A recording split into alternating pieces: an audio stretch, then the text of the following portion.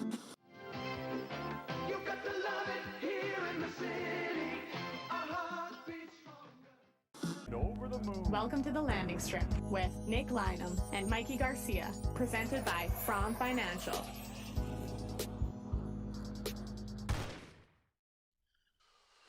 Welcome back to the Landing Strip, brought to you by From Financial. As Tank Commander Nick is reporting for duty, holy shit, the Winnipeg Jets managed to make it 9 straight losses in a game where, is that the most pathetic effort we've seen through the first 30 minutes? I mean, I think they had 6 shots at the halfway point of this game. Talk about a run to the box, and eventually it was going to catch up to them, of course. They may not be ready to acknowledge it. We saw some nasty work from Elliot Friedman on the intermission panel, and we'll be talking about that. It's time for a little intervention for the Winnipeg Jets management and coaching staff. But I'll put it bluntly for you all. What we are watching right now happens in pro sports. Unfortunately, what we are watching is the end of an era for a franchise. It doesn't have to be the end of that franchise, but they need to realize that it is the end of an era with this group in Winnipeg and start planning and looking accordingly. Let's start diving into it. I see that chat's popping off tonight. Mikey, how you doing today, buddy? We've got a tradition on this show, and I want everybody at home watching, listening the next day to sing along because it's time. Let's hit that tank. Stop thinking about tomorrow. It'll soon be here. It will soon be here. Every day that goes by, that draft is a day closer, and the tank rolls on. It is honestly pretty fucking incredible that we've gotten to this point. Mikey, you know what the most optimistic thing about this game tonight? What's that? It was so bad, and during a national audience on Hockey Night in Canada, we finally got a paper bag wearing fan in-house. It is time for the Winnipeg Jets organization to get embarrassed until they flip their way out of this, until they do something to change the course. There's a nice 5-game home game stand starting. Maybe it's time for some paper bags in-house in Winnipeg. Maybe it's time to get vocal. Maybe it's time to get loud, Winnipeg. It's time for the people to start speaking and embarrassing this team in our house. That's where I'm at today. This game, I wanted to turn it off and go to bed at the halfway mark of this game. Like, what is the point? What are we doing here? And then going into the third period, we get the same uncreative line changes that we've always gotten. Yep. Guess what? We got the human jumper cable. Alex Iafallo is going to jumpstart the top line. CSI. Cable Art is going to bump down, and it's going to fix everything. Don't worry. And this game was largely over as soon as that third goal went in. Yeah. Mikey, I'm going to be ranting and raving today, but what's your big takeaway? Leaving the Ottawa Senators versus Winnipeg Jets game, in which, in Game 40, the Winnipeg Jets have lost 9 straight games. And what is it? 21 of the last 26? 20. Yep, I think you got it there. I think it's 3 wins in their last 28 games total, right? Something like that. So, it's part of the way through the game, I kind of just threw my in-game notes in the garbage. Because what's the point? What's the point of trying to critique the individual play of a group that just isn't built to win games right now? That's just the way that it is. They don't have it in them to have a full 60-minute game. Scott Arniel talked about it again today. That seems to be the trend after every game, with talking about how they have to find 60 minutes, got to put 60 minutes together. They haven't been able to do it, not in a very, very long time. And they're just, as presently constructed, not good enough. So, They lost the battle in the middle of the ice again today, which has been a trend, right? If you're going to beat the Jets, you're going to own that center of the ice area.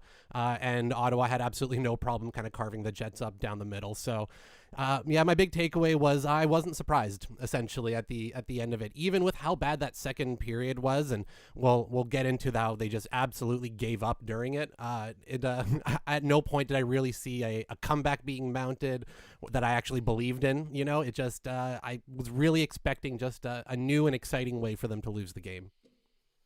They didn't even give us new and exciting. They gave us boring Hey, and uncommitted to even fucking playing A for the Logan- first 40 minutes of this game. a Logan Stanley sucker punch is a new and exciting way. We haven't had that yet. We haven't seen Stanley cold cock somebody who wasn't looking. That's new. All right, actually, that reminds me. We start off the show now with the Tank Award. That's right.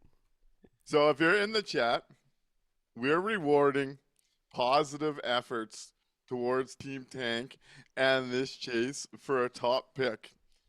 So far, we've had DeBello and Shen split one. We've had Arneal and Comrie split one. In this Winnipeg Jets versus Ottawa Senators game, let us know in the chat who was your Tank Commander award winner on this night. Mikey, who do you got first? I'm gonna give it to the big log, to the big Stan, the Stanimal, the that cold cock shot to Tkachuk in the face when he was half looking, no gloves off yet, to put the Jets down for 4 minutes, let that next goal in on the on the penalty kill. I'm gonna give it to the big man for that one. That was some impressive work. I hadn't seen that before. On the Tank Award, Mackey wants to go to DeMello again in this one. Thought about that. Frosty Winnipeg. I like this one actually. 34 points is the lowest point total through 40 games in 2.0 history. So the franchise having a historic worst start to the year gets the Tank Award on this night. Reigns, Tank Commander, is his boy Nino who gets back into the lineup. And I thought the healthy scratch might not have worked too well for jump-starting Nino Niederreiter Shocking. on this night. Nicholas at Knights is Logan Stankley. Winnipeg Puck is Chevy as the tanker. Mackey says DeMello, the Tank Commander, 100%. He killed the momentum. Festinators, Tank Commander award winner, is the Paper Bag fan. And we got to find that fan. That fan deserves the remorse of this community. It's true. After being there to watch that one and what that team looked like for the first 40 minutes of that game. Jordy Angus says, by God, it's the Stanimal. And I got to say, my Tank Commander Award of the night does go to Logan Stanley on this night in that goal where his pairing gets caught out there with the top line for Shabbat's second. He's the one that fails to make the first pass that gets them stuck. I thought this was a night where we saw Logan Stanley all over the ice, and he made sure to double down on being the commander by taking that cheap shot at Brady Tkachuk, putting the team down for 4 minutes, and seeing the Ottawa Senators get the dreaded multi-goal game lead over the Winnipeg Jets, who are still yet to, 40 games in, come back and win a game where they've been losing by 2 goals or more. Yep. The Tank Award winner on this side of the aisle for me, Logan Stanley, wins it on this night. Unanimous decision tonight. Absolutely. That's a good one. And yeah, There is still a few more in the chat. I'll dive in here so people get theirs out there, Let's hit it. and we'll keep rolling along with this one tonight. T. Konas is Tank Commander's Finding Chevy.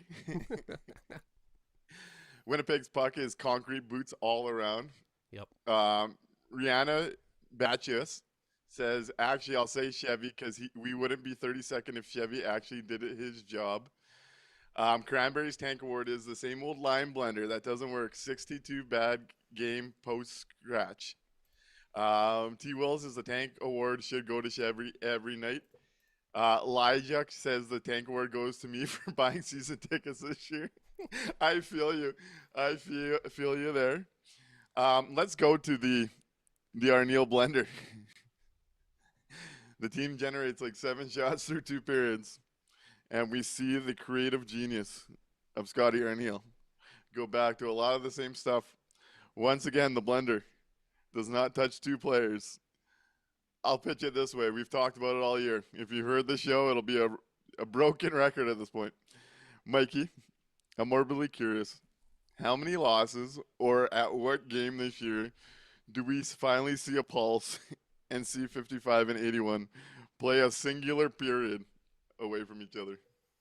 It will not happen, barring injury. If they are both healthy in the game, they are not going to play any meaningful amount of time apart from each other. You may get Arniel in the middle of a game, maybe go away from it for a period after like game 60 or something, but it'll only be because he wanted to even out something else or something else in the line. You know what I mean? Like, it's not in their plans. It is not part of it's just not in the arsenal. They had 8 different line combinations today for the forwards. They did every combination you possibly can do, essentially, without splitting those two up. It's on purpose. This is not it's not even like a thing where they're just, not considering it because they don't really believe in it. No, this is a like deliberate choice at this point. So it's not happening. It is just absolutely not happening. I think we can kind of put that idea to bed. When you get 8 different forward combinations in one game and you don't touch those two whatsoever. And again, it's not like when they were together, they're lighting the fucking world up today. It's not right? Like, it's not like they had, 3 goals between them and they kept the Jets in this one. And like, it's just nothing's working at the moment. So to say that, well, you can't break it up because they're the only thing going, they're not even going right now. So there really is no excuse for it outside of they don't want to and have the final say somehow for some reason. So, yeah, I'm going to honestly say no. It's there is no point during this season where they play a full game away from each other. Yeah, looking over on the YouTube chat during this conversation here before giving my take, our boy Mo says the blender is missing a few of the main ingredients, unfortunately. Rihanna Bachia says, we are already dead last. Why are we still holding out on splitting 55 and 81? What more do we have to lose? Like, I don't get it. Yep. Infinity comment says the Olympics. Tico Napoli laughs at the idea that everything was on the table. Nicholas at Night said, I'll do anything to break up the lines, but I won't do that. Scott Meatloaf Arniel. Yeah, it is pretty crazy. And what's not being talked about in today's game and last game, they were on for 5 goals against at 5-on-5. So not only have the goals dried up, but they are that pathetic group defensively when there is pressure on them. We see that goal where we were talking about Stan not getting it out, but they just were so loose defensively that not only Thomas Chabot, but the forward at the high slot gets an empty shot by himself too. Yeah. Another 2 goals against the night. But you're not allowed to do it in Winnipeg, so I will keep reminding people how weird this is, and it's clear that this is something coming from above. Your coach clearly knows what's going on is not good enough, and we're not allowed to do the thing. At some point, we got to stop looking at the country club and accepting who runs the country club, because that's what this is shaping up to be. Let's be completely honest. That is what is happening in Winnipeg when you're watching a 32nd place team play 40 games, win, 5 of them in 26, 1 of them in their last 10. I don't even know if that's true anymore. I guess if they got a 9-game losing streak, it's got to be true. Yep. 1 in their last 10. We are watching the epitome of the bottom of the barrel of the NHL. And it's the one thing they've refused to do, which is the one thing that should concern you, that even if this team was to find their way back into things next year, which I don't buy, I think we're watching the end of an era, and it's all about when we come to that realization. But even if they were to do everything right and bounce back next year, the fact that they refused to do it this year, they refused to do it the year before, they refused to do it the year before that, is a serious root cause and a root problem for this organization if they're going to want to take the big steps that we all sit here and talk about of all time. We are watching, as Scarborough puts it, the most epic historical collapse in league history, the history of the NHL. And we have an NHL franchise. The only one that would do this, by the way. The only one of 32 teams that would still do it, not touching the big two because they're scared of the fragile egos of the two star forwards they paid for the rest of their career. How sad is that to think about? We're watching this organization bleed out, watching the end of an era, and they still won't risk the precious feelings of two players, one of which is not even an Olympian. It is what it is. Yep. That's who we're talking about here. Yep. It's so funny that people like Ray are saying, I think the Jets should just keep doing what they're doing. Number 1 overall pick sounds amazing. I think it's awesome that if they keep doing what they're doing, they're going to end up at number 1. But the reality that they are so stuck in this and it is leading them off the cliff and no one's going to walk the plank for it, and we're going to have the same management group, should be alarming, even if they were to get that pick and where this is going. Yeah, if they get that pick, do we trust them to go and develop a star number 1 overall type of guy? We got to draft Laine in that top 2 spot, and we saw how that turned out. It's, the guy goes out as the 4th fastest player in NHL history to score 100 goals in the league, and then he gets chased out of town because Wheeler didn't like him. Like, it's just one of those things that I don't even really trust them to make the right choice at the draft and then develop that player properly. As Mr. Cramping Canadian said, I'm even more annoyed now that they didn't do more last trade deadline to add. Left so much cap on the table and didn't go all in, and now here we are. Last year was their best shot. I watched back my clip of when you made me aware in back-to-back minutes that they traded for Luke Schenn and Brandon Tanev a few times. That was the end of this era. That was the official end. No one at the time realized it. I don't know about no one. But their best window was always going to be last year with Nick Ehlers walking out. And they put everything on the table by getting Luke Schenn and Brandon Tanev. And the bill is still coming due over the next 2 drafts from those moves. It was pathetic.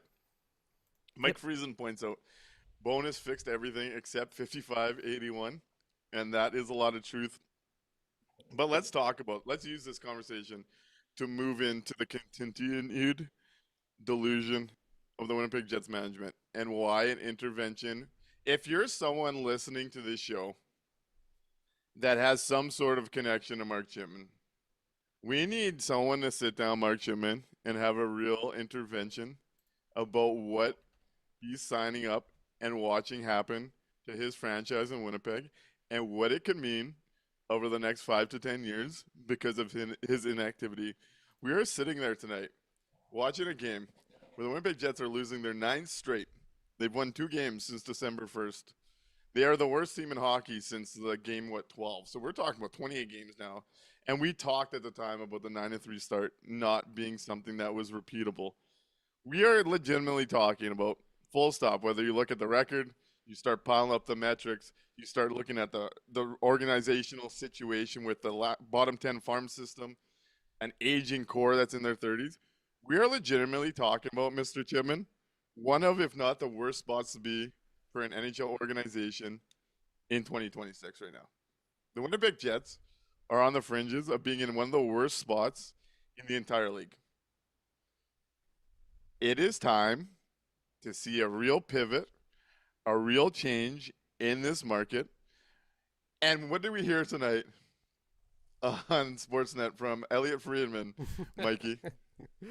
That your Winnipeg Jets are still looking to be buyers. They feel like they're, maybe a depth scoring winger away. And if you're in the chat and you've watched this team through 40 games, I want to hear from you guys. Do you think the Winnipeg Jets are a mid-6 scoring forward away from turning this bus around? Because the Winnipeg Jets upper management sure seems to fucking think so, and that is a problem. Yep. Look, this is not even living in reality anymore. As Dave Shore points out, I've been watching some of this in LA too. Dave Shore says, today I heard an LA Kings podcast. They were freaking out about one of the most catastrophic seasons in Kings history. The Kings are currently 7 points and 6 spots ahead of the Jets. Their most notable beat writer, Helene Elliott, I believe is her last name, phenomenal at her job, is calling for a coaching change at minimum in LA. In Winnipeg, we are talking about a team that's got like a 300 points percentage since November. Talk about buying a forward. What the fuck world are we living in here? Mm-hmm. We're living in two realities. We're living in a world where True North exists by themselves, living in a coma, in a padded room somewhere, telling themselves it was almost like, you know what the True North upper management is right now? They're the Joe Biden team that was telling him he was still going to win an election, despite it was clear that he was falling off the rocker. That's what the Jets are right now. They're hiding in a room together with Mark Shipman, Kevin Cheveldayoff, and whoever else is in that private circle. And they're like, guys, don't worry. Everyone outside of this room is actually stupid. Mm-hmm. We're heading the right way. In fact, we're going to buy. And they're 32nd out of 32nd with no signs of turning this around. Teams like Nashville, we were talking about getting blown up a month ago. They're going on runs where they're winning like 8 out of 10. Could you imagine this team winning 3 out of 5, 3 out of 6? Never mind, 8 out of 10. And we're talking about buying from the most plugged in insider in hockey. Someone needs to take somebody at the top of this org, shake them back into reality, give them a smack, dump some water on them, tell them they're morons. I don't care, whatever it takes. They are playing a very dangerous game with the future of the Winnipeg Jets. This idea that they're buying, what are we talking about here? If you look at this from a pure logic, you take away the emotion. I saw some radio hosts were saying that fans are reacting emotionally right now, and I think there's some emotion coming in. I'm an emotional guy at times. Take all emotion out of it. Let's look at this logically. When you're looking at managing assets, hockey players, stocks, investments, it's all a buy-sell game. You want to buy at a low point. You want to sell at a high point. You don't want to run your asset into the ground and end up losing out on it. Right now, there is 0 confirmed legitimate sellers in the NHL, which means if you were to wake up tomorrow and say, you know what? The Winnipeg Jets are open for business. This is not acceptable. We have to go pile some assets. We have to collect some value in Winnipeg. We got to do things differently. Clearly, we fucked up. All of a sudden, you're the only one with pieces out there that you're going to actually make value on your pieces just because there is nothing out there. And guess what? If you're willing to do one of the big ones, holy shit, we're talking about revamping this thing and giving yourself a future in 1, maybe 2 trades. Instead, they sit and look in this situation and watch a team that's won 2 games in over a month, has lost 9 straight, and we're talking about an Ottawa team that's not very good, that clearly looked better than Winnipeg for most of this game, and we're talking about buying. One of us is thinking about this emotionally and inaccurately, and it's not us. It's the people that have put so much time and effort, convinced what they were building was going to be something better than it turned out to be. Wake up call. This era is dead. And the quicker you come to that realization and start looking at this organization from an asset base and looking at the aging curves of where this is going, you might save yourself and give yourself a future. By signaling what the Winnipeg Jets are publicly, this thing's in even more trouble than just a 32nd place in one season right now. We need some honest conversation about what's happening with Winnipeg's management, and it needs to go past just this little podcast. Sound the alarms everywhere you possibly can, because where they want to take this is a very, very dangerous place, and it's absolutely irresponsible to be talking about in this day and age. Yeah, this is why I was worried that the Jets would learn the wrong lesson over the games that have happened during the last week or so. Yeah, they've had some better effort. Yeah, they've had a few games where the opportunities have been more, where they've been able to kind of maybe push teams and get there a little bit closer, but still be a bit short. the lesson they should have learned from that is even when they're putting everything out and trying their hardest and putting in all the effort and leaving everything on the ice, they're still coming up short because the group as constructed just isn't right. This isn't the right group to go out there and compete. But instead, they've learned that, oh no, we're only one piece away. Scott Arniel in his post-game comments today talked about how, they just need to get that first one. And then, they're going to go on a run and a roll because, other teams have gone on a run here and, they're right there too. They just need to play a 60. Like, no, that's the thing here, right? They're just not there. And, I was worried they were going to learn the wrong lesson coming out of these, quote unquote, better performances lately.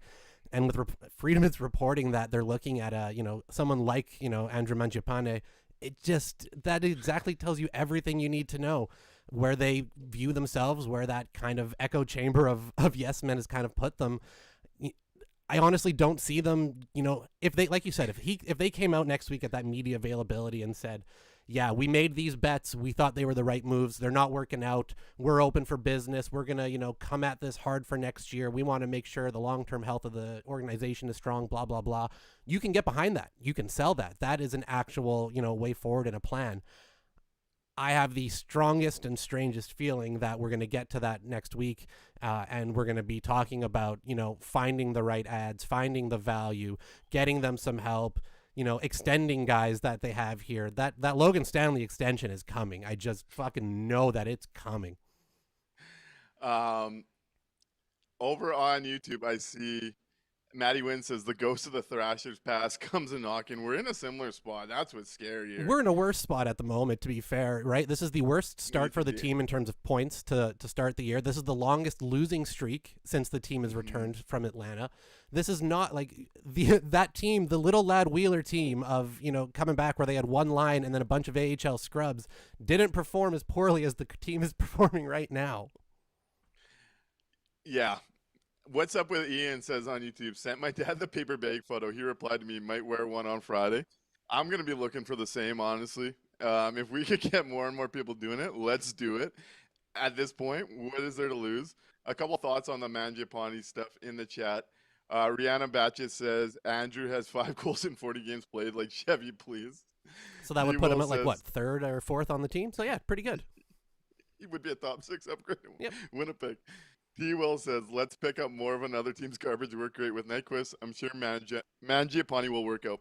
So I wanted to use this conversation to pivot, though. Our boy Ozzy from Financial had sent in a couple shows based on our last couple episodes. So we had done the episode on New Year's Eve, going through every asset and what we think could happen with them. He had a couple questions. He had one on the projected top 10. We're going to start diving in and doing our own research on the top 10 prospects so we could start giving you guys more information, what to be hopeful of about the draft and where this is all going. So we'll leave that for later. But he did ask on this conversation and where the Jets at right now, he would like to hear our hierarchy of moves that we'd like to see. You went over your ideas, which are your top 3 and why that order. So if you have 3 moves you think should be leading the charge in Winnipeg, let us know in the chat.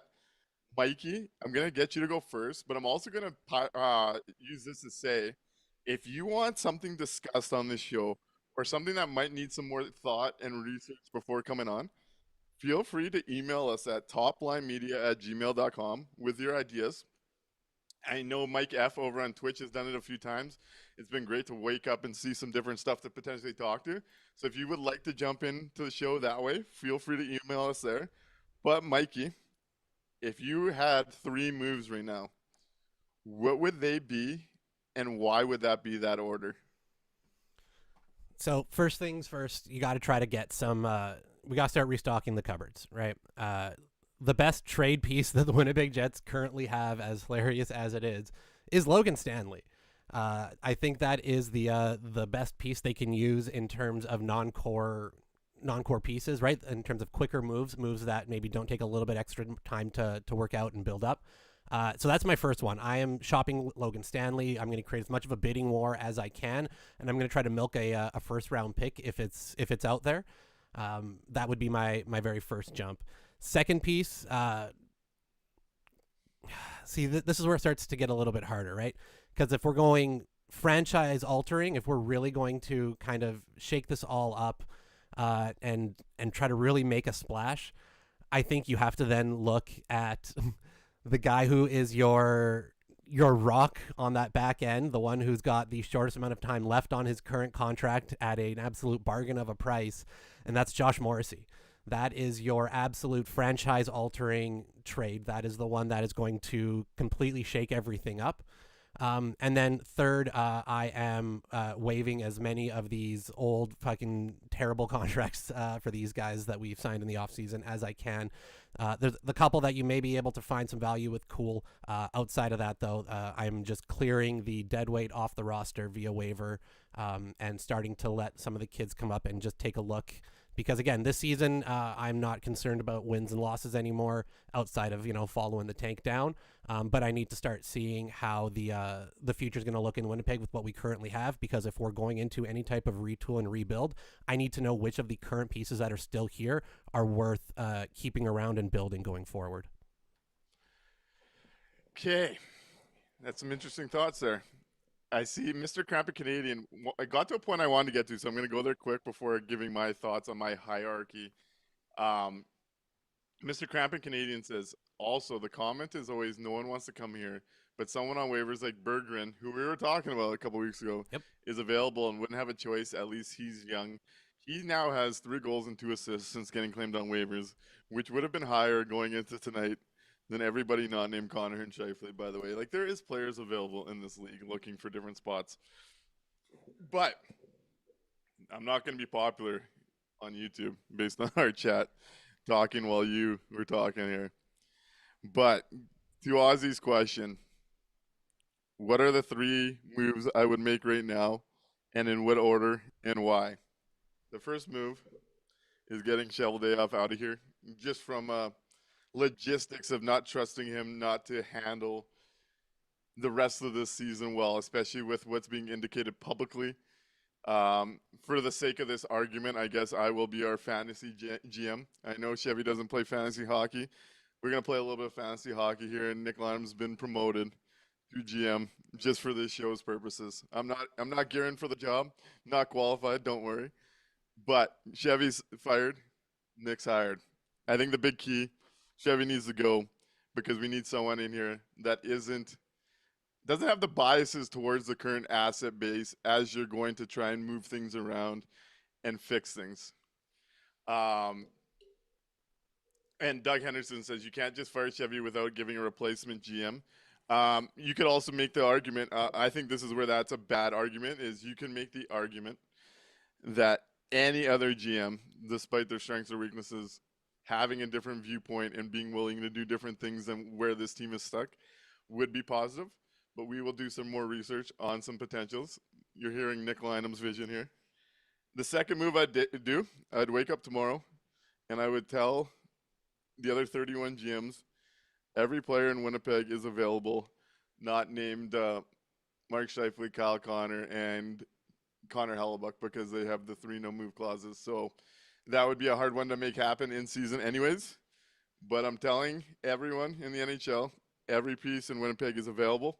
The reason for this is, like I mentioned before, there is no big sellers currently going on in the NHL. That the idea of getting a quality piece, especially early in January, will have additional value. You'll be the first to the market. You will be getting out there before anyone else is out there competing. And what looks like will be a shallow seller's pool, being first to market will have its advantages. And you'll be floating some interesting names because, as you could tell there, 44 was not included in it.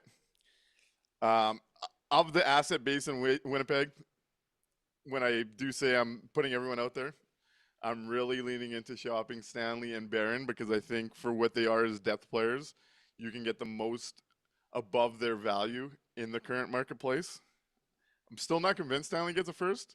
I do think it'll be like a second, maybe a little plus in there.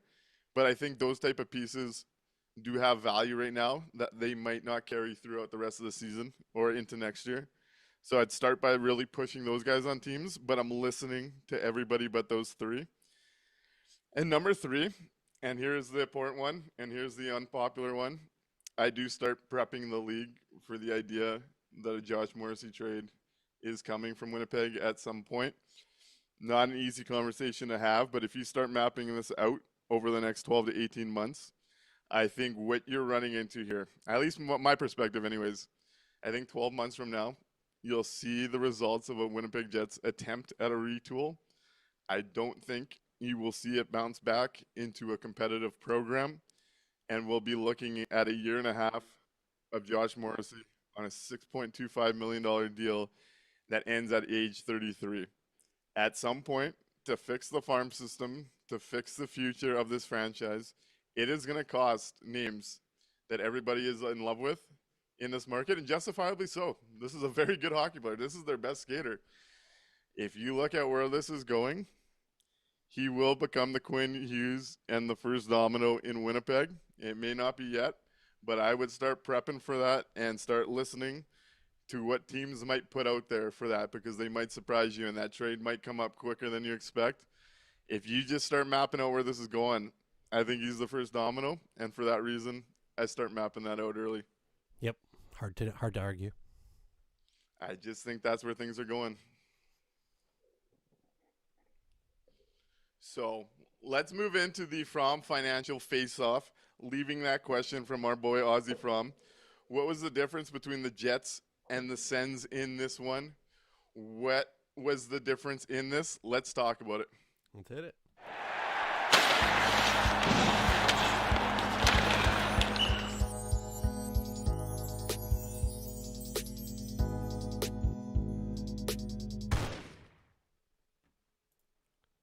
Right on. What do you think? What is your From Financial Face-Off difference in this game? For me, it's got to be just that second period surrender. That was one of the worst displays of hockey I think I've ever watched in a period.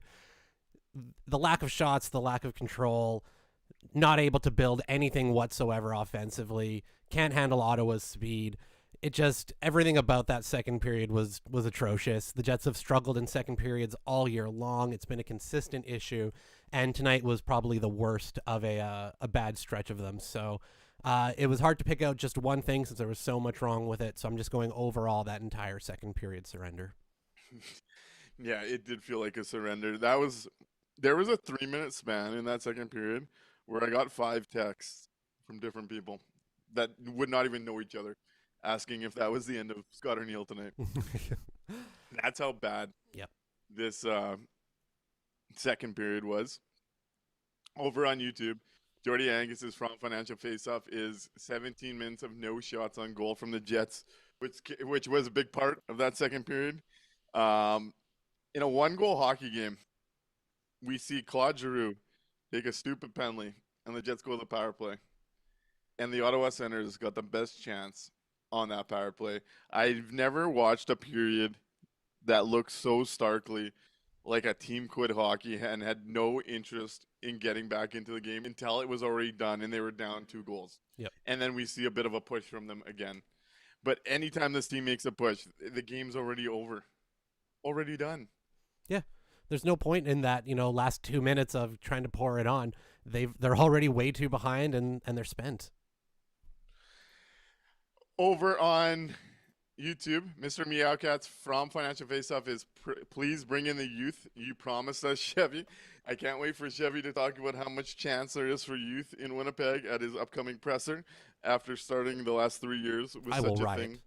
And their youngest player being 24. I will riot if he says anything about youth or youth getting a chance or like anything about it. I will riot.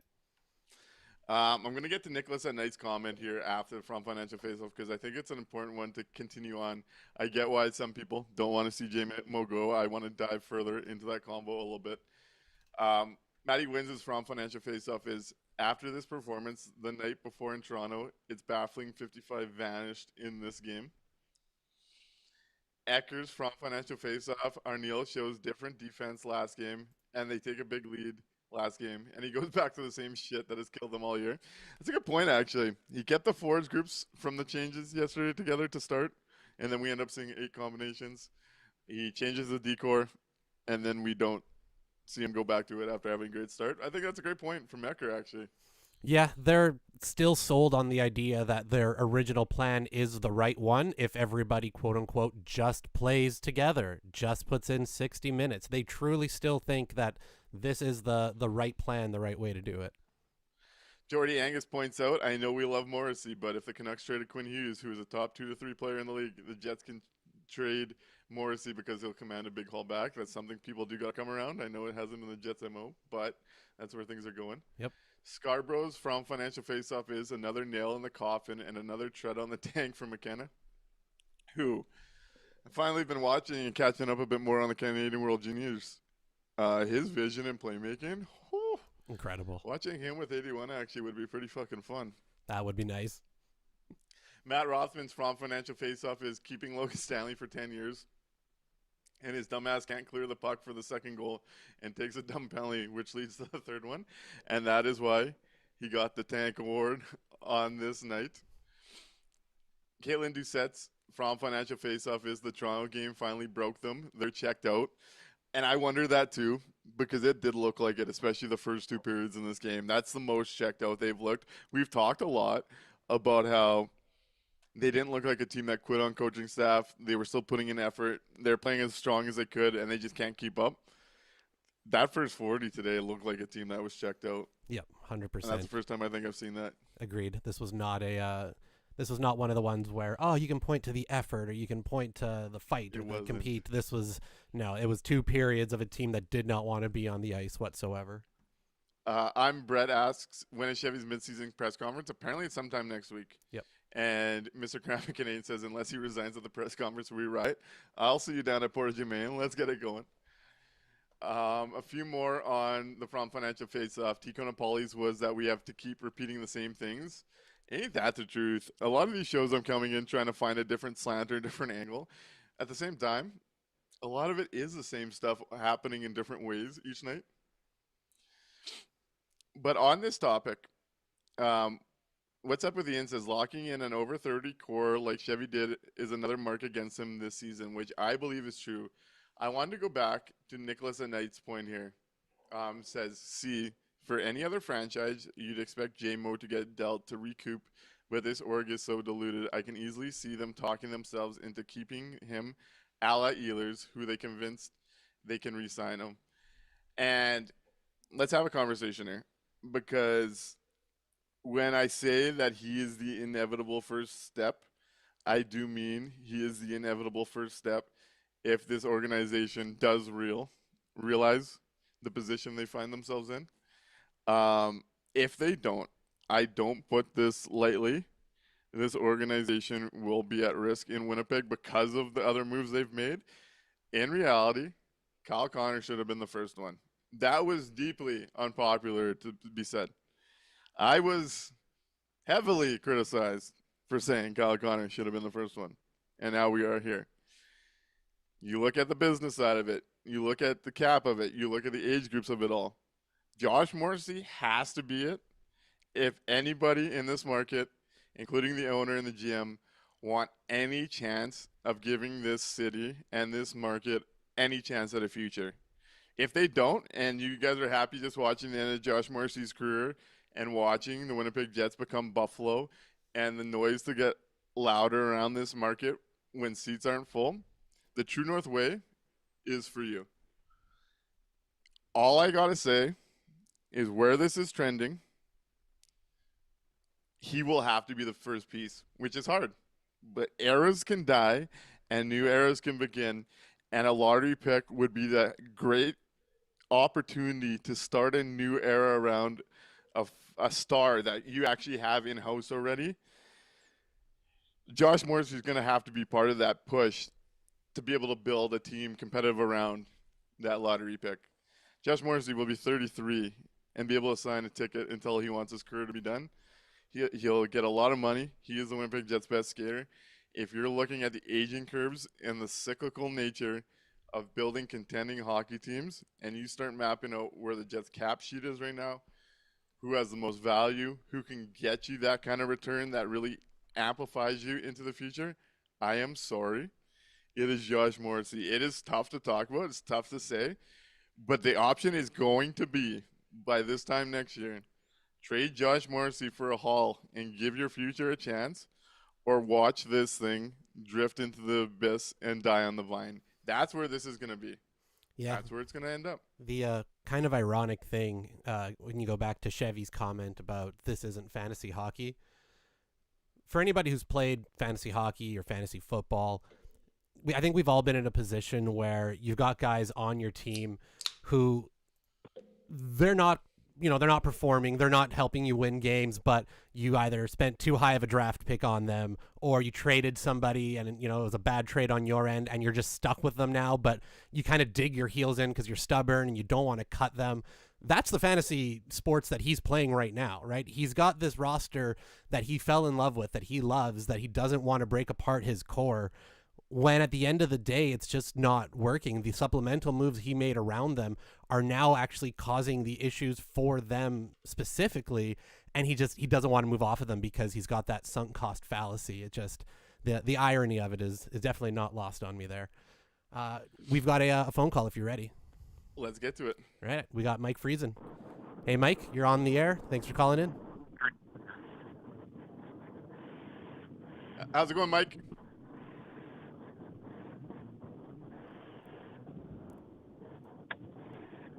Can you hear us, Mike? Hey, right on. Hope you guys can hear me this time. Just wanted to get a quick. Hey, boys.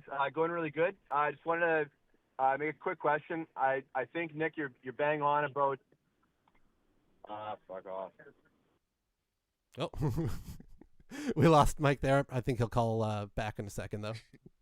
Okay, sticking on that topic, though, I see Caitlin Doucette says, I don't want to trade 44. It's a failure of management to get to this point. And the answer was always to trade Connor. But now that it's impossible, trading JMO is the only option. Scarborough21 says, problem with dealing with Morrissey is that the cupboards are pretty bare. And that's exactly why you're going to need to when you start thinking about the next 5, 10, 15 years of the Winnipeg Jets. Yep, that's the whole reason. Yeah, Rihanna Batches says it's so hard to agree with the notion of trading Morrissey because it makes sense and it's smart. Ugh, I hate being emotionally attached to this core. T. Will says they aren't going to actually trade him, are they? I'm like, I wouldn't feel confident in it, but if we're looking at the next 5 to 10 years, it's gonna. And the Nikolai Ehlers thing is such a perfect comparison, right? You've got a guy who the vast majority of fans realized there's more there than what we've, seen a lot of the times. A guy who, put in tons of work, produced at a rate we had not really seen in like 20 years of keeping tabs on things of like ice time and production. And he never really, like the options were, yeah, you can go off and play somewhere else with like a, Sebastian Aho, or you can stick around and, get less minutes and play with Jonathan Taves. Yeah, of course he's going to want to test free agency and, see what else is out there. You've got Morrissey, who hasn't really had a top pairing partner for, the last little while. And you're going to, keep asking him to go out there, do everything for the Jets, not really have a real, number one pairing as a partner. And you're going to want him to do it at a discount. Like it's not, the writing on the wall is there if you kind of see it. It just, the Jets have their way of doing things, and unless they start to get creative and break, that way of doing it, yeah, moving Morrissey might be the only way out of it. And I see, and I think this is fair, and I get it. Trust me. So Rihanna Batches says, I genuinely feel bad for 55, 81, 44, 17, and 37 who are loyal to the point where they could retire on this team, never seeing a cup. And I get this point from Garrett Marion. Let's continue talking about this because I would like to keep expanding on this. Gilbert Marion says, there's 5 to 6 players you keep. I'm not interested in a complete teardown. Keep. So let's talk about this. If there's 5 to 6 players, it's clearly Connor Hellebuyck, Mark Scheifele, Kyle Connor, Josh Morrissey, Sandberg, and I guess Velarde, right, would be the 6? Probably, yeah. Would be the 6 that everyone would want to keep. So you have 6 players. You have a 1C that's probably like a top 15 to 20 guy at 33 and moving backwards. You have Kyle Connor, who's a top line left wing, but likely it needs to be your third best winger to have an elite top line. He's at 30. You have Gabe Velarde, who's a great secondary piece to a top line. On talent alone, he's probably somewhere as a mid-6 winger. That's a great utility piece that can open up room, net front. Nice player. You have a top pairing left-handed D who is turning 32, who is one of the best D in the league. You have a franchise goalie, Vesna guy, who's turning 34. And you have Dylan Sandberg, who's turning 26. So all this is guys that we want to keep. A lot of them are trending to the point where athletes fall off a cliff, and then at that point, you will have no value. We are also staring at a situation where the Manitoba Moose, there's no answers coming to provide regular minutes outside Elias Tomlinson on this roster. You have a bottom 10 farm system. So not only are you not graduating players that are going to help those 6 that you want to keep around push things forward, you don't have the assets to win trade battles with other teams for the type of talent you're going to need. So where are you going to get the pieces to come around? Well, then you look at free agency, where not a lot of good players are making it to. They're not choosing Winnipeg. And the ones that you genuinely do sign on July 1, typically you regret. So if the plan is to keep all 6, what I need someone to present to me to avoid what everyone wants to avoid, how in the real world are we taking the Winnipeg Jets legitimate scenario, a bottom 10 farm system, no one coming up, 6 players, and one of the least, if not the least desirable market in the league, hamstringing what you can bring in. You tell me the pathway. I will listen to it. I'll process it, because I do not see a realistic pathway to build a winning team or even a competitive team the rest of their careers. I've said it before. I have put multiple digits of money on the fact that once Kyle Connor signed, this team would not win a single playoff round moving forward. If they stick to this plan, I believe that very confidently, and I will take anyone's money on that type of approach. The reality is, when you look at how this is built, aging curves, the cycles of competing, they are not going to be able to transition from this core to a competitive one because they don't have the assets to do it. They are going to have to turn the aging asset base, which is going to lose value each year that passes, into the next era of the Winnipeg Jets, because the next era of the Winnipeg Jets doesn't exist in Winnipeg right now. This is the reality that we are staring at here. That is why it is a bigger problem than just this year. The fact that they fell this low, this quick, I thought this would have happened in year 2 or 3 after losing Ehlers. I thought this would have happened a couple years down the line, and it would have been a slow bleed. There is a legit opportunity to save the future of this franchise because it happened so quick. Because you're going to add a lottery pick before even starting the type of process that we're talking about that is going to inevitably have to happen to save this franchise. They are creating an opportunity by being this bad to be good again one day. That is not doomsday, Mr. Meowcat. Doomsday is the fact that the organization, as currently constructed, and what they are signaling and what they want to do with this franchise, that is a doomsday scenario. It is why I keep talking about doing something else and going a different route, because what they are telling you, Mr. Meowcat, is they are going to take you down a doomsday scenario. There is ways out of it. Them being this bad this quick opens doors to really build a new era around a star at the top of the draft. And it does give you an opportunity to take a real hard look at where things are going with the age group of your team and start that retool around a number 1 pick. That is where the Winnipeg Jets are at. I'm tired of sugarcoating around it. I'm tired of playing the middle ground game. This is what is going to happen over the next 12 to 18 months, whether people want it or not. And if the org doesn't take steps to go down this route, things are going to get real dark here. This is the reality of the Winnipeg Jets in 2026 on January 3rd. I'm putting it out there. Yeah, this is the funny thing is that the Jets have such an opportunity here. Every franchise, especially competitive ones, go through the down period. Generally, it's after a little bit more of a sustained run of success, but then eventually, those contracts start to age, and you kind of have to start making that shift to the next grouping. the Jets are being given a bit of a gift here, right? They're in a lottery hunt right now. They've got the opportunity to add a high skill, high impact player that they normally never would have that chance to, because they're generally in and around that playoff line. 100%. The weird thing to kind of say is, after a President's Trophy winning season, having such a down year where you're in the hunt for a lottery pick could honestly be a blessing in disguise if handled the right way and approached with the right kind of building creativity. It could almost be seen as a positive thing. A 1 year blip, you still put together, a good run, you hopefully still have a good core. Now you can add this big impact piece to it and try to, bounce back and get into it.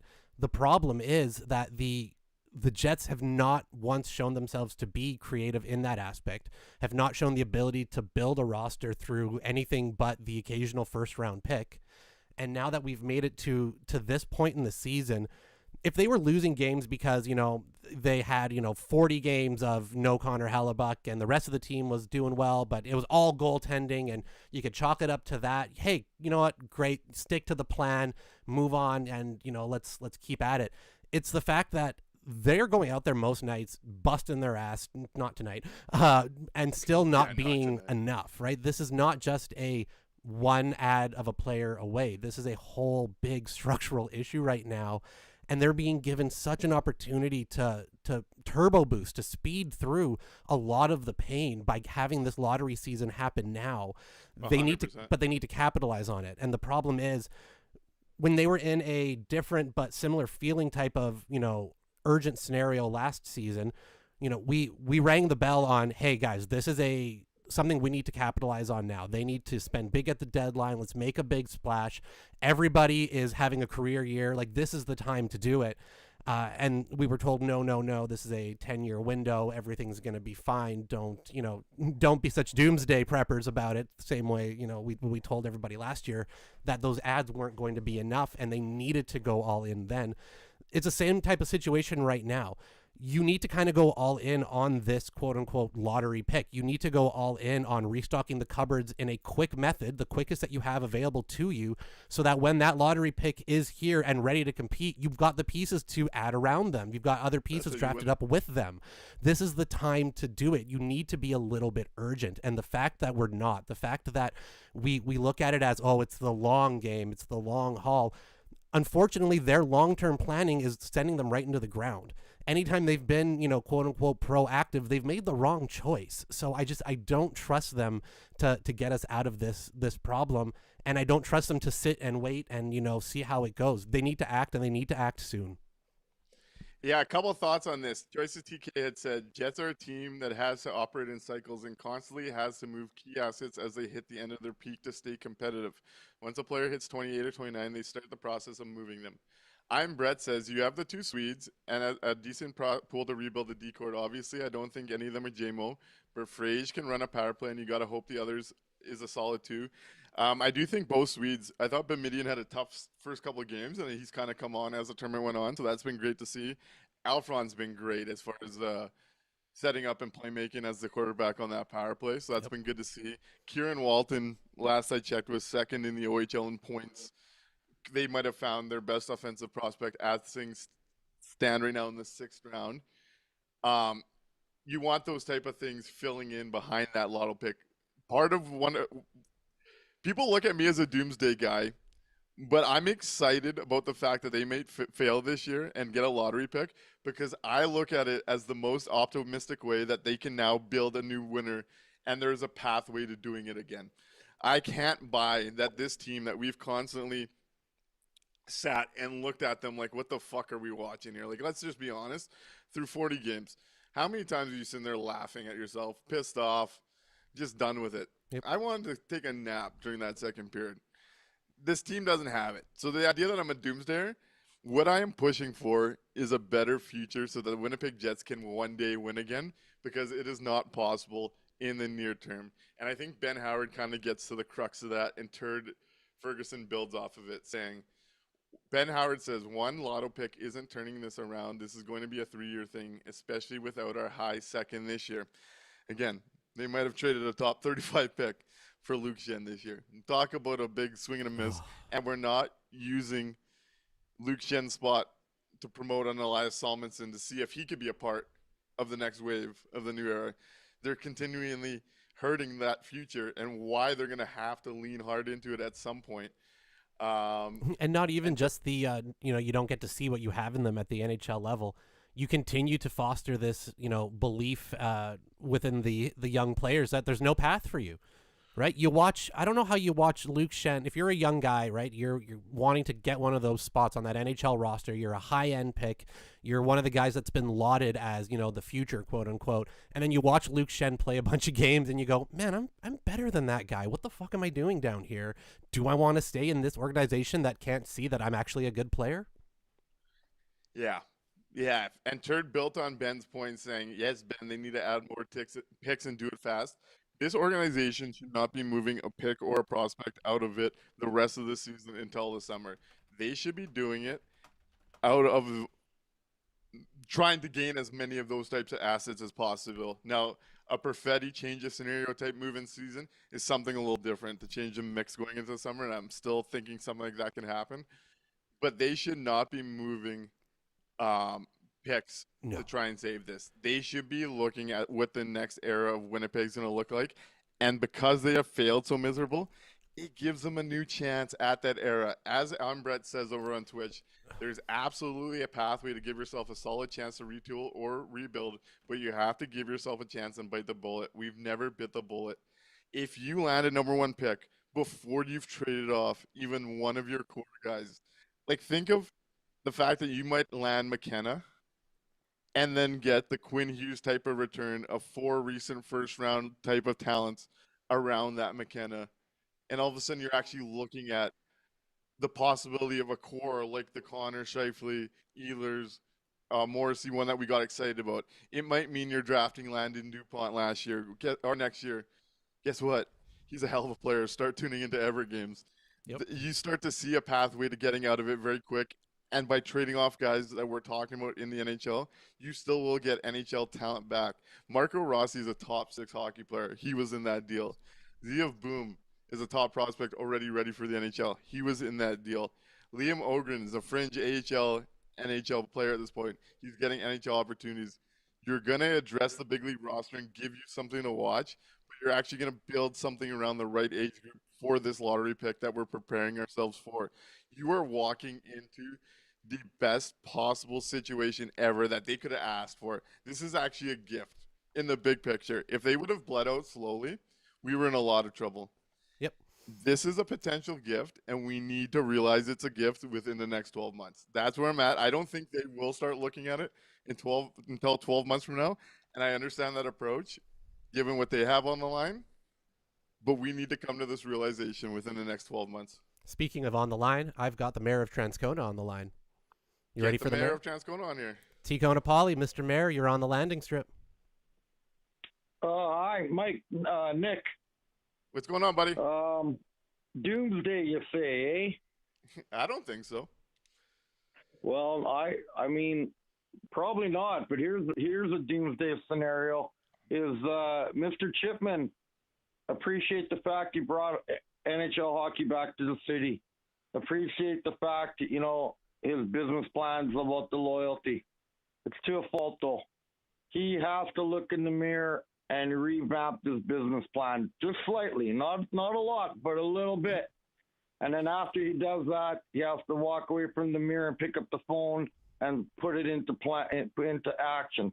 And then it would start with firing most of the staff, like fire Chevy, fire Arnie, and then clean in-house a little bit. And then you got to bring in somebody. Now, I'm not saying it'll be the Hunter brothers. That's obviously my dream scenario. But you got to bring in somebody like that automatically, the new writing on the wall is going to be the split up of 55 and KFC. And, hopefully you land Veeroff this draft, and it accelerates for losing Jomo in a year or two if that's the route you think they go. But I think they're like the 3 steps. Chipman's got to look in the mirror, revamp the business plan, pick up the phone, fire Chevy, and then hire somebody with a set of balls that's going to split those two guys up and take control of the team. Hey, thank you for sharing that. I know Ozzy's going to be excited that we got some more input on it. T. Kona, always love to hear from you. Hard to argue with either of those points. I hope you have a great night, buddy. Well, they'll lose the team in probably 15 years otherwise. All right. That's what we're talking about. Mikey, another therapeutic intervention type evening for the Winnipeg Jets. We've had some of our biggest numbers again. We want to welcome all the new people to the community. It's been great to see some new names, some bigger numbers. We appreciate the support. We'll be here after every game to have these conversations. So make sure, if you want to feel heard, jump in the chat or call in like T. Kona just did. We're having fun with it. We will ride this thing.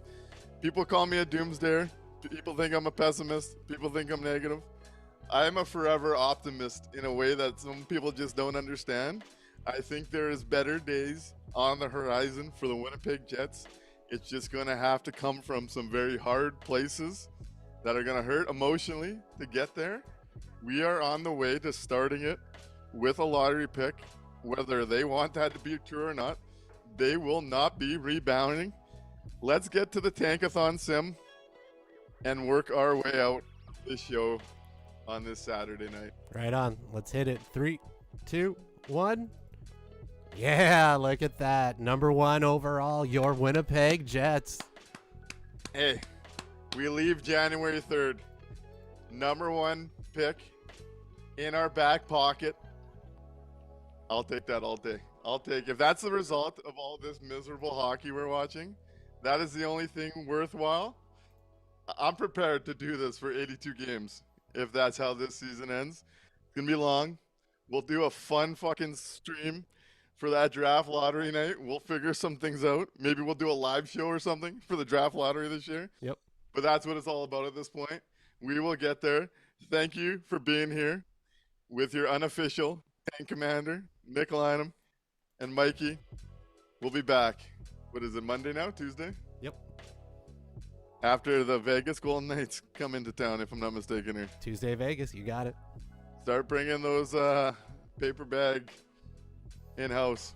We got to embarrass this team if that's what's going to lead to change, baby. We number 1. We're number 1. Better days are ahead, people. You have yourselves a great rest of your weekend. Right on. Good night, everybody.